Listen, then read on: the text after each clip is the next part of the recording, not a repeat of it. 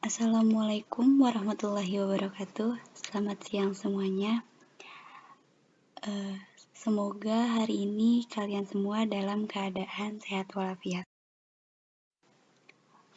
Sebelum saya mulai presentasi hari ini, saya ingin mengucapkan terima kasih kepada Bapak Irwan Siagian selaku dosen pengampu mata kuliah menulis ilmiah. Perkenalkan, nama saya Deva Nurafida Gusmarini Fathan dengan NPM 2017-21500-185. Hari ini saya akan mempresentasikan materi dengan judul jenis paragraf. Ini merupakan bagian jenis paragraf yang akan saya bahas hari ini. Paragraf dibagi menjadi 3 kelompok. Yang pertama ada paragraf berdasarkan posisi kalimat topiknya yang terdiri dari 4 paragraf, yaitu paragraf deduktif, paragraf induktif, paragraf deduktif dan induktif atau paragraf campuran, dan paragraf penuh kalimat topik. Yang kedua ada paragraf berdasarkan sifat isinya yang terdiri dari 5 paragraf, yaitu paragraf persuasif, yang kedua paragraf argumentatif, ketiga paragraf naratif, yang keempat paragraf deskriptif, dan yang terakhir paragraf ekspositoris. Yang ketiga, paragraf berdasarkan fungsinya dalam karangan, dibagi lagi menjadi 3 paragraf, yang pertama paragraf pembuka, yang kedua paragraf pengembang, dan yang terakhir paragraf penutup. Yang pertama yang akan saya bahas adalah jenis paragraf berdasarkan posisi kalimat topik. Yang pertama, paragraf deduktif. Menurut Suladi, tahun 2014, halaman 53 dan 55, paragraf deduktif adalah paragraf yang ide pokoknya atau gagasan utamanya terletak di awal paragraf dan diikuti oleh kalimat-kalimat penjelas untuk mendukung gagasan utama. Paragraf deduktif memiliki karakteristik yang mana ide pokok atau gagasan utamanya berupa pernyataan umum dikemas dalam kalimat topik, kemudian diikuti oleh kalimat-kalimat penghubung dan berfungsi memperjelas informasi yang ada di kalimat topiknya. Pola paragraf deduktif ini dari umum ke khusus, lalu ke khusus. Ini merupakan contoh paragraf deduktif. Yang kalimat ditebalkan ini merupakan paragraf deduktifnya, yaitu social distancing menjadi solusi dari pemerintah dalam mengatasi masalah pandemi yang saat ini terjadi. Hal ini dipilih karena biasanya mengurangi resiko penularan antara satu orang dengan orang lainnya. Langkah ini juga sudah dijalankan di beberapa negara yang juga terkena pandemi virus COVID-19, seperti di Italia, Amerika Serikat, dan masih banyak lagi. Hal ini memang akan melimitasi mobilitas dari masyarakat, namun dinilai dapat mengurangi jumlah pasien dari pandemi global ini. Nah, paragraf deduktif ini, letak kalimat utamanya berada di awal paragraf, yaitu yang saya tebalkan. Yang kedua ada paragraf induktif. Menurut Suladi tahun 2014 halaman 53 dan 55, paragraf induktif adalah paragraf yang kalimat topiknya terdapat pada bagian akhir. Secara garis besar, paragraf induktif mempunyai ciri-ciri yaitu pertama, diawali dengan penyebutan peristiwa-peristiwa khusus yang berfungsi sebagai penjelas dan merupakan pendukung gagasan utama, dan yang kedua, kemudian menarik kesimpulan berdasarkan peristiwa-peristiwa khusus itu.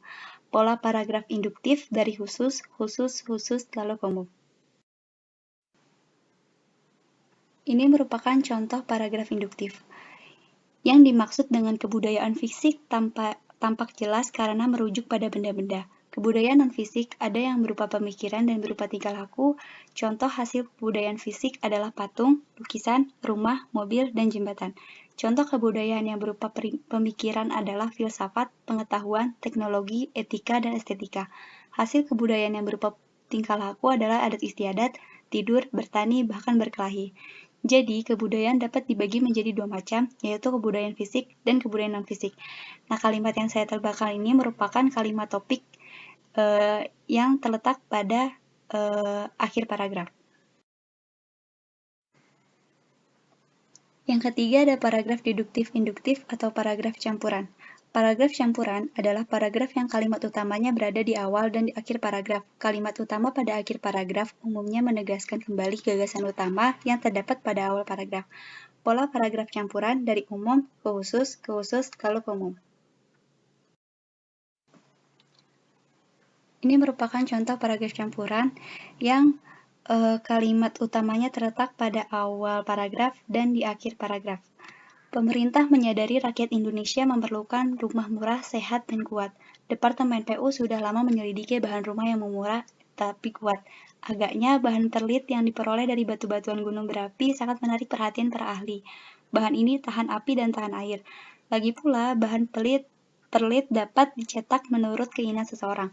Usaha ini menunjukkan pemerintah berusaha membangun rumah murah, sehat, dan kuat untuk memenuhi keperluan rakyat. Yang keempat, ada paragraf penuh kalimat topik. Paragraf penuh kalimat topik berisi kalimat-kalimat yang sama pentingnya, sehingga tidak satupun kalimatnya bukan kalimat topik. Kondisi ini mengakibatkan terbentuk paragraf penuh kalimat topik. Paragraf ini sering dijumpai dalam uraian yang bersifat deskriptif dan naratif, terutama dalam karangan fiksi. Contoh paragraf penuh kalimat topik. Pagi hari itu aku duduk di bangku panjang taman di belakang rumah. Matahari belum tinggi benar, baru sepenggalah. Sinar matahari pagi menghangatkan badan. Di depanku bermekar bunga beraneka warna. Kuhirup hawa pagi yang segar sepuas-puasku. Lanjut ke materi kedua, yaitu jenis paragraf berdasarkan sifat istilah. Yang pertama ada paragraf persuasif. Menurut Keraf tahun 2010 halaman 253, paragraf persuasif merupakan suatu seni verbal yang bertujuan untuk meyakinkan seseorang agar melakukan sesuatu yang dikehendaki pembicara pada waktu ini atau pada waktu yang akan datang. Sedangkan menurut Kosasih tahun 2010 halaman 253 berpendapat bahwa paragraf persuasif merupakan paragraf yang bertujuan membuat pembaca percaya, yakin, dan terbujuk akan hal-hal yang dikomunikasikan yang mungkin berupa fakta, suatu pendirian umum, suatu pendapat, ataupun perasaan seseorang. Ciri-ciri paragraf persuasif menurut Varianti tahun 2010 halaman 21 adalah: pertama, persuasif berasal dari pendirian bahwa pikiran manusia dapat diubah. Yang kedua, harus menimbulkan kepercayaan para pembacanya. Ketiga, persuasi harus dapat menciptakan kesepakatan atau penyesuaian melalui kepercayaan antara penulis dan pembaca. Yang keempat, persuasi sedapat mungkin menghindari konflik agar kepercayaan tidak hilang dan supaya kesepakatan pendapatnya tercapai. Yang terakhir, persuasi memerlukan fakta dan data. Contoh paragraf persuasif. WAP atau Wireless Application Protocol adalah aplikasi yang mewujudkan impian mengakses dunia informasi dan layanan terkini langsung dari ponsel Anda layaknya akses internet. Dengan Ericsson R320S, salah satu ponsel pertama yang dilengkapi WAP, Anda dengan cepat dapat mengakses ke pusat data informasi dan layanan melalui situs WAP. Semuanya dapat dilakukan dari telapak tangan Anda. Dengan dilengkapi fitur-fitur inovatif, dapat dikatakan ponsel tipis yang memiliki berat 95 gram ini adalah sebuah kantor dalam kantong Anda. Yang kedua ada paragraf argumentatif. Paragraf argumentatif adalah paragraf yang bersifat argumentasi atau yang mengemukakan alasan, contoh, bukti-bukti yang kuat dan meyakinkan, sehingga orang lain terpengaruh dan membenarkan pendapat, gagasan, serta sikap penulis. Menurut Kusmadi dan kawan-kawan tahun 2005 halaman 27. Menurut Wiyanto, tahun 2004 halaman 67, paragraf argumentatif bertujuan untuk menyampaikan suatu pendapat, konsepsi, atau opini tertulis kepada pembaca, untuk meyakinkan pembaca bahwa yang disampaikan itu benar. Penulis menyertakan bukti, contoh, dan berbagai alasan yang sulit dibantah. Tujuan dari paragraf argumentatif yakni untuk meyakinkan serta mempengaruhi pembaca agar mempunyai pendapat yang sama dengan pendapat penulis. Ciri-ciri paragraf argumentatif adalah: 1. Berisikan pandangan, pendapat, dan keyakinan sang penulis terhadap permasalahan. 2. Memiliki data faktual yang digunakan untuk meyakinkan para pembaca. 3. Menguraikan suatu permasalahan dengan cara menganalisa dan memberi sebuah analogi. Yang terakhir, diakhiri dengan kesimpulan yakni berupa pendapat yang lebih luas, bukan merupakan penegasan ulang topik utama. Contoh paragraf argumentatif. Saya akan mengoreksi pernyataan saudara Yusja yang mengatakan, Jika seseorang berjalan dari titik nol terus-menerus menuju angka yang lebih besar ke kanan, akan sampai pada titik nol kembali. Bukankah dunia ini bulat? Pertama akan saya sampaikan adalah garis bilangan itu datar. Jika kita berjalan ke arah kanan sumbu positif, maka perjalanan kita tidak akan berakhir sampai kita mati. Kita tidak akan mencapai bilangan tak terhingga itu tidak ada. Kata hinggaan itu adalah sifat, bukan bilangan. Kedua, kita tidak akan pernah kembali ke titik nol, sebab jika kita berjalan di garis bilangan, maka kita berjalan di ruang Euclid yang menggunakan geometri eliptik. Satu hal lagi, telah menjadi kesepakatan bahwa sumbu koordinat berapapun dimensi ruang yang dibicarakan adalah terletak di bidang. Ketiga, ada paragraf naratif. Menurut Wijono tahun 2007 halaman 175, paragraf naratif merupakan uraian yang mengisahkan sesuatu atau serangkaian kejadian, tindakan, keadaan secara berurutan dari permulaan sampai akhir, hingga terlihat rangkaian hubungan satu sama lain. Bahasanya berupa paparan yang gayanya bersifat naratif. Menurut Keraf tahun 2010 halaman 136, paragraf naratif merupakan suatu bentuk wacana yang berusaha mengisahkan suatu kejadian yang seolah-olah pembaca melihat atau mengalami sendiri peristiwa itu. Ciri-ciri paragraf naratif antara lain: 1. Ada tokoh, tempat, waktu, dan suasana yang diceritakan. 2. Mementingkan urutan waktu maupun urutan peristiwa. 3. Tidak hanya terdapat dalam karya fiksi seperti cerpen, novel, atau roman, tetapi juga terdapat dalam tulisan non-fiksi seperti biografi, cerita nyata, dalam surat kabar, sejarah, dan riwayat perjalanan. Contoh paragraf naratif. Pengalaman saya waktu mengikuti acara kunjungan ke perpustakaan ITB dan perpustakaan UNPAD selama 3 hari sangat mengesankan. Pada hari ketiga kami pergi ke air terjun di daerah pegunungan. Untuk dapat ke sana, kami harus berjalan kaki melewati hutan, perkampungan, kebun teh, dan beberapa sungai kecil. Waktu tempuh untuk sampai ke air terjun tersebut kira-kira 2 jam. Tidak lama kami di sana lalu kembali lagi ke penginapan. Dalam perjalanan pulang, sandal yang saya pakai putus. Saya ditinggal oleh teman-teman saya. Saya lupa jalan pulang. Saya bingung dan saya takut. Ternyata ada juga teman saya yang sandalnya putus. Kami jalan berdua sambil meneka-neka jalan pulang. Kami nyasar, namun akhirnya kami bertemu guru yang pulang paling akhir. Yang keempat ada paragraf deskriptif. Menurut Darmayanti tahun 2008, menyatakan paragraf deskripsi merupakan suatu paragraf yang menggambarkan suatu objek berdasarkan pada pengamatan. Mencitrai yang dimaksud yaitu melihat, mendengar, mencium, dan merasakan. Pembaca diharapkan mampu menyamakan citra dalam dirinya dengan citra penulisnya. Sedangkan menurut Paujianti tahun 2014, menyatakan paragraf deskriptif merupakan suatu paragraf yang menggambarkan suatu objek dengan tujuan agar pembaca seakan-akan dapat melihat, mendengar, atau merasakan objek yang digambarkan oleh penulis dalam paragraf tersebut. Objek yang digambarkan tersebut dapat berwujud barang, benda, maupun tempat. Ciri-ciri paragraf deskriptif yaitu: 1. Cerita yang disampaikan bersifat fakta karena membutuhkan data. 2. Ide diperoleh melalui pengamatan dengan melibatkan panca indera. 3. Memberikan penjelasan tentang objek yang sedang disampaikan. Yang keempat, membaca dapat mendengar, melihat, maupun merasakan cerita yang disampaikan. Contoh paragraf deskriptif. Stadion Monhak Incheon terletak 28 km sebelah barat Seoul, di atas area seluas 400.000 meter persegi dengan kapasitas 50.256 orang penonton. Stadion ini dibangun dengan fasilitas pendukung yang sangat lengkap.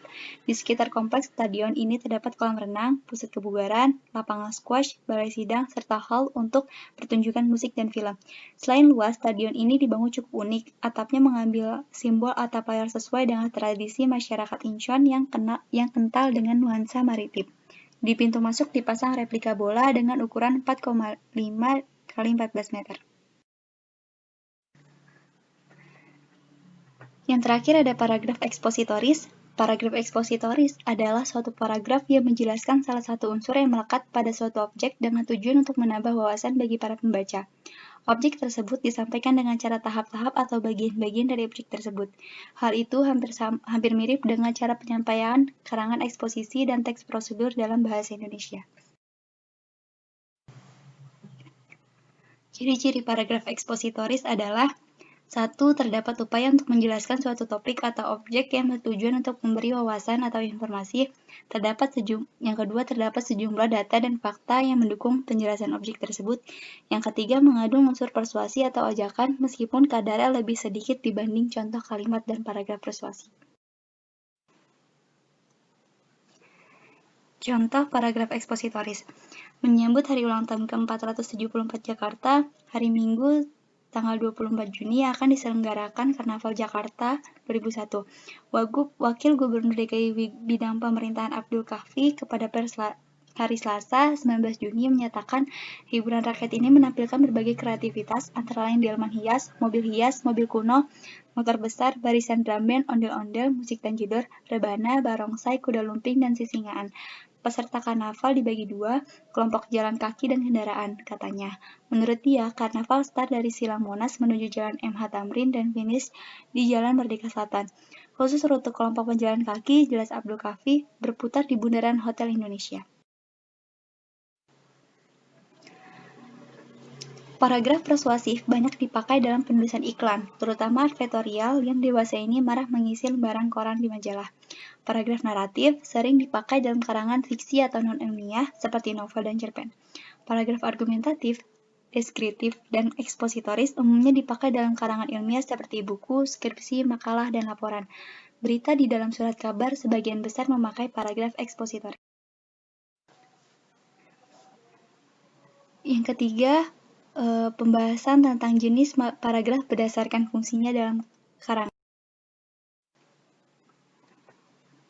Pertama, ada paragraf pembuka. Paragraf pembuka bertujuan mengotak-atikkan suatu pokok pembicaraan. Paragraf ini merupakan bagian yang mengawali sebuah karangan. Paragraf ini berfungsi sebagai 1. Menghantar pokok pembicaraan, 2. Menarik minat dan perhatian pembaca, 3. Menyiapkan atau menata pikiran pembaca untuk mengetahui isi seluruh karangan. Yang kedua, ada paragraf pengembang. Paragraf ini bertujuan mengembangkan topik atau pokok pembicaraan yang tertera dalam paragraf pembuka. Ilustrasi dan contoh, inti permasalahan, dan uraian pembahasan adalah isi dari paragraf pengembang. Paragraf pengembang dalam karangan dapat difungsikan untuk 1. Mengemukakan inti persoalan, 2. Memberi ilustrasi atau contoh, 3. Menyampaikan analisis atau pembahasan, khusus untuk karangan ilmiah dan semi-ilmiah, 4. Menjelaskan hal yang akan digunakan pada paragraf berikutnya, 5. Meringkas paragraf sebelumnya, 6. Mempersiapkan dasar atau landasan bagi simpulan. Yang terakhir ada paragraf penutup. Paragraf penutup berisi simpulan bagian karangan seperti subbab atau simpulan seluruh karangan. Paragraf ini juga merupakan pernyataan kembali maksud penulis agar lebih jelas. Mengingat paragraf penutup dimaksudkan untuk mengakhiri karangan atau bagian karangan, maka penyajiannya harus memperhatikan hal berikut ini. 1. Sebagai bagian penutup, paragraf ini tidak boleh terlalu panjang. 2. Isi paragraf harus berupa simpulan sementara atau simpulan akhir sebagai cerminan inti seluruh uraian. Yang 3. Sebagai bagian yang paling akhir dibaca, hendaknya paragraf ini dapat meninggalkan kesan yang mendalam bagi pembaca. Ini merupakan contoh paragraf berdasarkan fungsinya dalam karangan. Pengertian surat. Secara umum, surat adalah alat untuk menyampaikan informasi secara tertulis. Batasan ini mengandung pengertian yang sangat biasa karena banyak sekali maksud yang dapat dituangkan secara tertulis, misalnya karangan berbentuk artikel, makalah, skripsi, dan buku. Oleh sebab itu, batasan tersebut perlu dipertegas lagi dengan penekanan maksud yang disampaikan melalui surat, dapat berupa permintaan, penolakan, dan seterusnya. Nah, paragraf pertama ini merupakan paragraf pembuka. Yang kedua, walaupun demikian, batasan di atas pun masih belum mencakup misi atau pesan yang diemban oleh surat secara keseluruhan. Dalam pengertian sehari-hari, surat umumnya hanya dikenal sebagai alat untuk menyampaikan berita secara tertulis. Pengertian tersebut adalah pengertian sempit akibat anggapan surat hanya merupakan alat untuk mengirim kabar atau berita. Padahal, surat mengandung aspek yang lebih luas, meliputi informasi tertulis berupa rekaman kegiatan secara tertulis yang dibuat dengan persyaratan tertentu. Yang dimaksud informasi tertulis dalam hal ini adalah informasi berupa kabar atau berita seperti surat berita yang sudah umum dikenal, misalnya penawaran dan permohonan. Sedangkan informasi berupa rekaman berita secara tertulis dapat disebut misalnya tanda bukti, kartu identitas, dan kontrak. Paragraf kedua dan paragraf ketiga ini merupakan paragraf pengembang. Selanjutnya, paragraf penutup. Berdasarkan uraian di atas, dapat disimpulkan pada dasarnya surat adalah informasi tertulis yang dapat digunakan sebagai alat komunikasi tulis yang dibuat dengan persyaratan tertentu yang khusus berlaku dalam surat menyurat. Simpulannya, paragraf banyak ragamnya. Untuk membedakan satu dengan yang lain, paragraf dibagi menjadi 3 kelompok, yaitu 1. Paragraf berdasarkan posisi kalimat topiknya yang terdiri dari 4 paragraf antara lain 1. Paragraf deduktif, 2. Paragraf induktif, 3. Paragraf deduktif-induktif atau paragraf campuran, yang keempat, paragraf penuh kalimat topik. Yang kedua ada paragraf berdasarkan sifat isinya yang terdiri dari 5 paragraf, yaitu 1. Paragraf persuasif, 2. Paragraf argumentatif, 3. Paragraf naratif, 4. Paragraf deskriptif, 5. Paragraf ekspositoris. Yang terakhir, paragraf berdasarkan fungsinya dalam karangan yang terdiri dari 3 paragraf, yaitu 1. Paragraf pembuka, yang kedua paragraf pengembang, dan yang terakhir paragraf penutup.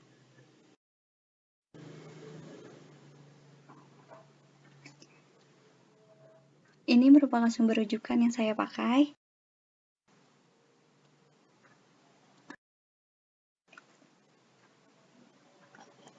Sekian presentasi dari saya, kurang lebihnya mohon maaf. Wassalamualaikum warahmatullahi wabarakatuh.